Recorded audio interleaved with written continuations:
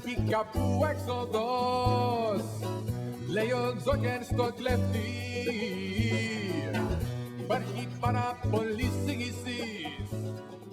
Being Greek, I have a deep relationship with the god Eros. And not a Valentine's Day comes that I don't think back on some of the most important women in my life. And by important women, I'm not talking about the obvious biggies. My beautiful girlfriend, my dear mother, every gorgeous woman who stood in front of me in line at the bank. I'm talking about the women from whom I've learned some of love's greatest lessons. The first one of those happened in the 3rd grade. My friend Gary had a 17-year-old sister named Madge, whose eyes were so green they were more dangerous to me than the murky waters of our favorite swimming hole. Whenever Madge would enter a room, I had to divert my eyes from hers because I couldn't bear to dive headlong into her gaze. Thankfully, Madge graduated high school and moved away, so I never had to really address my inability to look beauty and thus love in the eye. My next experience happened the following year. It was a very direct experience in a very indirect kind of way. It happened when I was introduced to the blissful act of holding hands. Now forget the fact that we were on a field trip and that Jean-Ann had to hold my hand because we were using the buddy system to make sure no one got lost.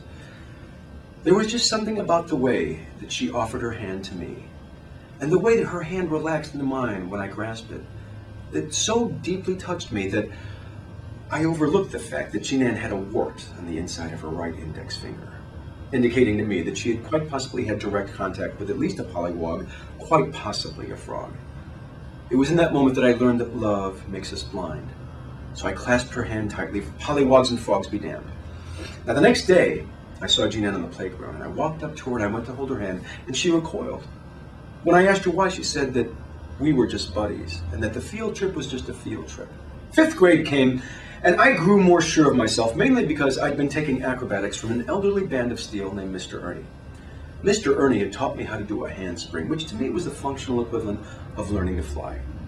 Full of my newfound sense of self-accomplishment, I decided to pitch a little woo to a classmate of mine named Susan, who was very spirited. She reminded me of a colt.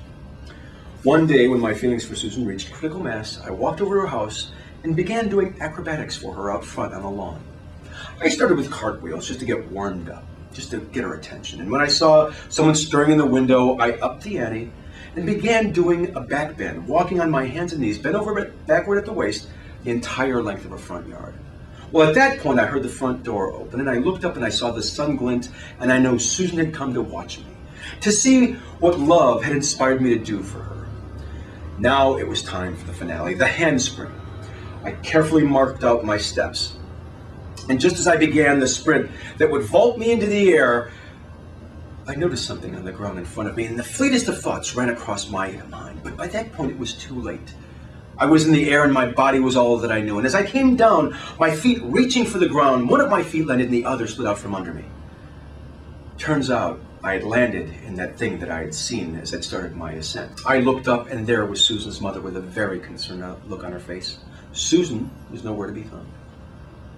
What there was Susan's dog, something I hadn't accounted for. It turns out I had been performing in that dog's play area. And what I'd seen on my ascent is what I'd landed in.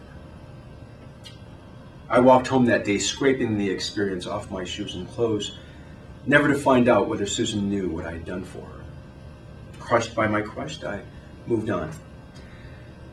It was only recently, though, that when I began taking inventory of everything I knew about love, that I realized that everything I knew, I'd learned by that day. Green-Eyed Madge taught me that to engage beauty and thus love, you had to be able to look it straight in the eye. The irony being your eyes aren't the operative organ, you have to use your heart. Now from Jean-Ann, you might think that I learned to overlook external flaws, which was something I had an inherent grasp of. Jean-Ann taught me that sometimes a gesture is just a gesture, no matter how it makes you feel.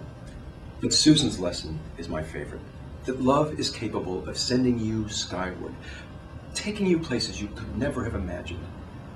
Just understand that in sending you heavenward, there's no guarantee that your descent will be smooth. Hell, you could even land in a state you never imagined.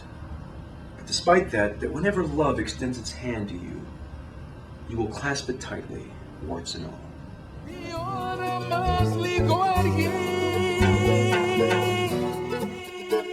And that is deliciously Greek to me.